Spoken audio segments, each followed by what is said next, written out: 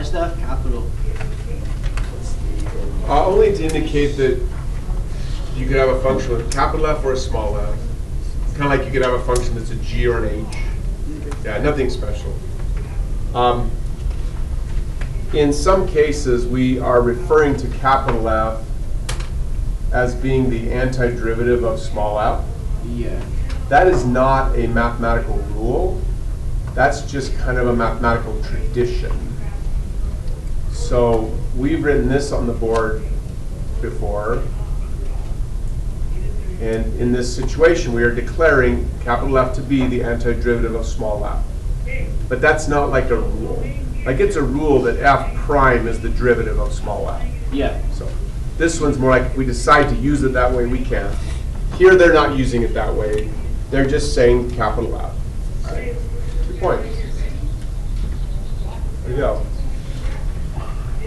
Okay, once again, don't be intimidated by what the problem looks like. Just follow the rules. They give you a formula for capital F. They ask for the derivative of capital F. So raise your hand if you know the big idea of what we're supposed to do. I don't care about the details.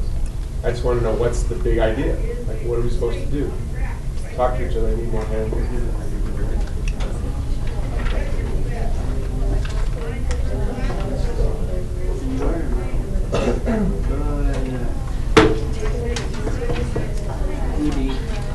Hands up. Who knows? What do we do, Jared?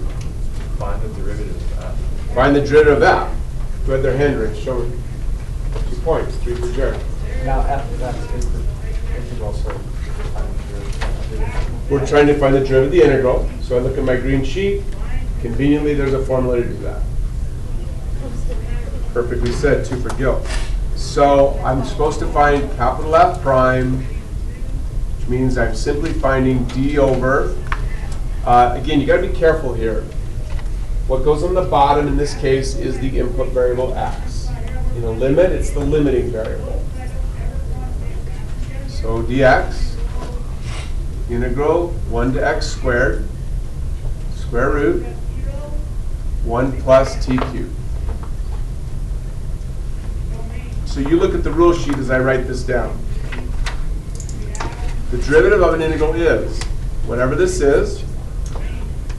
On the rule sheet, they call it f. So I take that formula,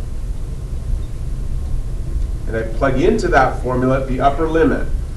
So whenever I replace a variable, I always use parentheses. Multiplied by d over dx of the upper limit. You would have a question to that point.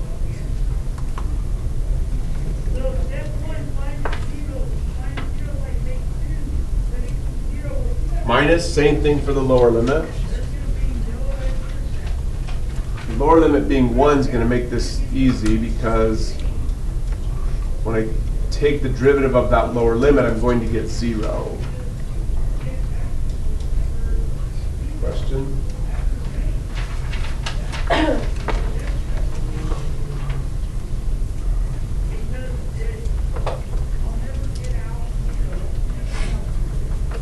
That's 0. This is, say it, what is it?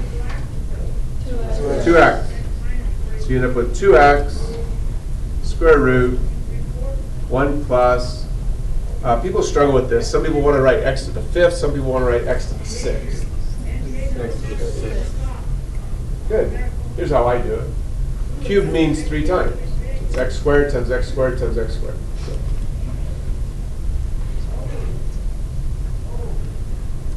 Done. Easiest points on the entire AP test. Yep.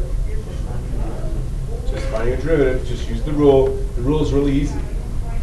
Plug it in. Like derivative rules. Yes. Agreed. Question? Video now ends. That was